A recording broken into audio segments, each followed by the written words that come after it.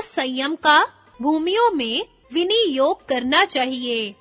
अन्वयार्थ, उस संयम का भूमियों में विनियोग करना चाहिए। व्याख्या, भूमि से अभिप्राय चित्त भूमि से है और विनियोग के अर्थ लगाने के हैं, अर्थात उस संयम का स्थूल सूक्ष्म आलंबन भेद से रहती हुई चित्त की वृत्तियों में विनियोग करना चाहिए। नीची भूमियों के जीते बिना ऊपर की भूमियों में संयम करने वाला विवेक ज्ञान रूपी फल को नहीं प्राप्त होता। जैसे धनुर्धारी लोग पहले स्थूल लक्ष्य का वेधन करके फिर सूक्ष्म का वेधन करते हैं, वैसे ही योगी को चाहिए कि क्रम से पहले वितर्क अनुगत, फिर विचार अनुगत, फिर आनंद अनुगत और फिर अस्मिता अनुगत अथवा पहले ग्राह्य, फिर ग्रहण, फिर ग्रहित्र इत्यादि प्रकार से पहली भूमि को जीतकर ऊंची भूमियों में संयम करे। इस प्रकार विवेक ज्ञान रूपी फल प्राप्त होता है। जैसे कि कहा है, पहले योग से उत्तर योग जानने में आता है और पहले योग से उत्तर योग प्रवृत्त होता है। इसलिए प्रमाद से रहित जो यत्नशील अभ्यासी है, वह पहले योग से उत्तर योग में चिर पर्यंत रमण करता है। विशेष वक्तव्य: वास्तव में धारणा, ध्यान और समाधि तीनों एक ही संयम रूप क्रिया के भाग हैं, अर्थात किसी विषय में चित्त को ठहराने का नाम धारणा है। जब देर तक लगातार चित्त इसमें ठहरा रहे, तब वही ध्यान कहलाएगा, और जब वही ध्यान इतना सूक्ष्म और तल्लीनता के साथ हो जाए कि ध्यान करने वाले को ध्येय विषय के अतिरिक्त और कुछ भी सुध बुध न रहे, तब वही ध्यान की अवस्था समाधि कहलाएगी।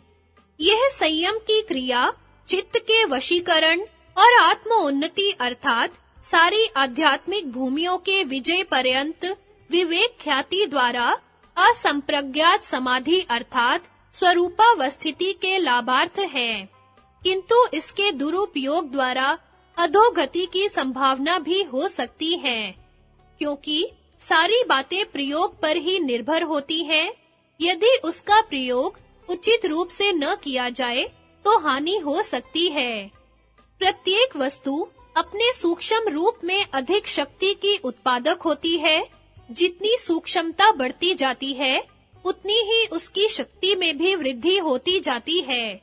उदाहरणार्थ, औषधियों के स्थूल रूप की अपेक्षा उनके सत्वों में कई गुना बल बढ़ जाता है। धातुएं अग्नि द्वारा भस्म होकर अपने सूक्ष्म परमाणु रूप में कितनी प्रभावशाली बन जाती हैं। स्थूल भूतों के सूक्ष्म परमाणुओं में जिस अद्भुत शक्ति का प्राचीन भारतीय दर्शनकारों ने वर्णन किया है, उसका ज्ञान अब पाश्चात्य देश वालों को भी होता जा रहा है। इनके सदुपयोग से संसार की अधिक से अधिक उन्नति और प्राणी मात्र का कल्याण हो सकता है। केवल गंधक, पारा, फौलाद तथा रेडियम आदि के सूक्ष्म परमाणुओं से बने हुए परमाणु बम द्वारा सारे अंतरराष्ट्रीय नियमों का उल्लंघन करते हुए हिरोशिमा और नागासाकी नामक जापान के नगरों पर अमेरिका ने जो उत्पात उत्पन्न किया है और युद्ध से सर्वथा असंबंधित लाखों स्त्री, पुरुष, बालक, वृद्ध, निरपराधी नागरिकों तथा करोड़ों प्राणाधारियों का जो प्राण हरण किया है और जो अकथनीय पीड़ा पहुंचाई है, उसका उदाहरण सारे भूमंडल के इतिहास में ढूंढे न मिल सकेगा। संयम को भी इसी प्रकार एक परमाणु बम समझ लेना चाहिए, जिसमें सब प्रकार की अद्भुत शक्तियां हैं। कई स्थानों में इस बात को बतला आए हैं कि स्थूल भूतों की अपेक्षा सूक्ष्म भूत सूक्ष्मतर हैं। उनकी अपेक्षा तन मात्राएं और इंद्रियां हैं और उनकी अपेक्षा अहंकार सूक्ष्मतर है और अहंकार की अपेक्षा चित्त जो गुणों का प्रथम विषम परिणाम है। संसार के सारे पदार्थों की प्रकृति होने के कारण सबके तदाकार हो सकता है। संयम में चित्त का ही सारा खेल होता है। हिप्नोटिज्म, मेस्मेरिज्म आदि में एक प्रकार से संयम का ही प्रयोग होता है। कई साधुओं के संबंध में कहा जाता है कि वे बिना टिकट रेल में सफर करते हैं, मांगने पर बहुत से टिकट दिखा देते हैं और कोई-कोई ट्रेन को भी रोक देता है तथा कई अघोरी मनुष्यों का मांस खाते हुए दृष्टिगोचर होने पर मांस को कलाकंद के रूप में दिखला देते हैं। संयम में सबसे पहला और सबसे कठिन काम धारणा है। साधारण परिमित ज्ञान और अल्प बुद्धि वाले मनुष्यों को बेसिर पैर और बेतुके मंत्रों यथा कांगरू देश कमक्षा देवी जहां बसे अजय पाल जोगी। अजय पाल जोगी ने कुत्ते पाले 4, हरा पीला काला लाल। इन कुत्तों को डसा न मारे, जोगी अजय पाल की आन। तथा अपरिचित भयानक शब्द यथा ह्रीम क्लीम इत्यादि अधिक प्रभावित कर देते हैं। इस प्रकार असभ्य जंगली जातियों के कई परिवारों में विशेष मंत्रों के द्वारा विशेष धारणाएं परंपरा से गुप्त चली आती है और वे उस कार्य को उस मंत्र का ही परिणाम समझते चले आते हैं। उदाहरणार्थ, एक बाजीगर तमाशा करने वाला कहता है, आकाश में राक्षसों और देवताओं में युद्ध हो रहा है। मैं देवताओं की सहायता के लिए जाता हूँ। इस बीच में आप मेरे परिवार और सामान की रक्षा करने की कृपा करें। वह एक रस्सी ऊपर आकाश में फेंककर उसके द्वारा ऊपर चढ़ता हुआ दृष्टि से ओझल हो जाता है। थोड़ी देर में क्रम से उसके हाथ, पैर, धड़ और सिर ऊपर से पृथ्वी पर गिरते हैं। उसकी स्त्री उनको लेकर सती हो जाती है।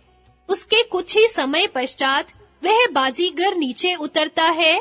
राक्षसों पर विजय के शुभ समाचार सुनाकर स्त्री को तलाश करता है और दर्शकों में से मुख्य व्यक्ति की कुर्सी के नीचे से निकाल लाता है। इस सारे खेल की जब फोटो ली गई, तब वह बाजीगर आसन लगाए हुए अपने परंपरा से प्राप्त किए हुए एक विशेष मंत्र का जप करता हुआ पाया गया, जिसमें इस सारे दृष्टिबंध संबंधी विषय के संयम की धारणा थी।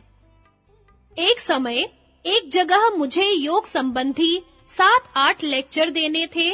एक सन्यासी महात्मा उनसे प्रभावित होकर यह समझने लगे कि मैंने कभी पिशाच सिद्धि की होगी अथवा मुझे पिशाच सिद्धि के लिए किसी विशेष क्रिया का ज्ञान है।